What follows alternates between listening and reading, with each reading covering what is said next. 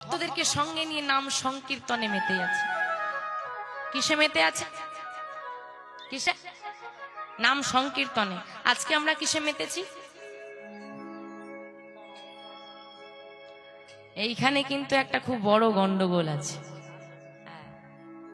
আজকে এটা যে চলছে এটাকে কি বলে? হরিনাম লীলা কীর্তন। বাহ, অনেকে বলছে হরিনাম সংকীর্তন, লীলা সংকীর্তন। না, লীলা কীর্তন। কিন্তু গৌরহরি মেতে আছে কিছে? নাম সংকীর্তন। তা এক না আলাদা? একই একই, এদিক থেকে একই। আচ্ছা, এদিকে কি বলেন বাবা, এক না আলাদা? একই। মায়েরা বলছে একই। আমরা কিন্তু কীর্তন গাইছি, হ্যাঁ, আর গৌরহরি কিন্তু নাম সংকীর্তন গাইছে। যদি একটু ভাবেন তাহলে কিন্তু পরিষ্কার হয়ে যাবে। শুধু ধারণাটা ভেঙে দিই। বসে যাও, একটু পরে উঠবে, বসে যাও। আমি বলছি আপনারা শুনছেন, আমি বলছি আপনারা শুনছেন। আমার জায়গায় যে কেউ থাক তারা বলে আপনারা শোনেন। গৌরহরি বলতো সবাই শুনতো?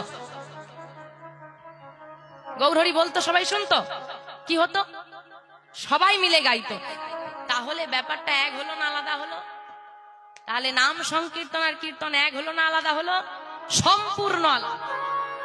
প্রচারক আলাদা, বিষয়বস্তু আলাদা, এবং প্রচারিত স্থানও আলাদা, এক নয়। তাহলে বিষয়টা কি বলবো না থাকবে? দেরি হয়ে যাচ্ছে, সব বাড়ি চলে যাবে। যাবে না? সবাই বাড়ি চলে গেল, কিন্তু আমিও বাড়ি চলে যাব।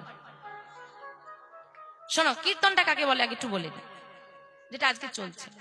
শাস্ত্রী বললেন, যাহার কীর্তি কথা শুনিয়া জীবের হৃদয়ে ভক্তি প্রেম আবির্ভূত হয় তাই হলো কীর্তন।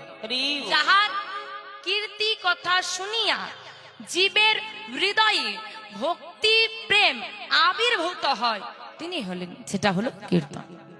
আমার আপনার কথা শুনলে হিংসে হবে, ভক্তি আসবে না। গৌর গোবিন্দ কথা শ্রবণ করুন, চোখে জল এসে যায়।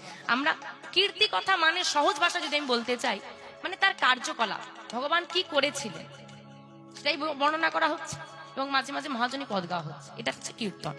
কীর্তনটা প্রচার হলো কোথায় বা কে করলো? আমাদের দেশের নাম ভারতবর্ষ।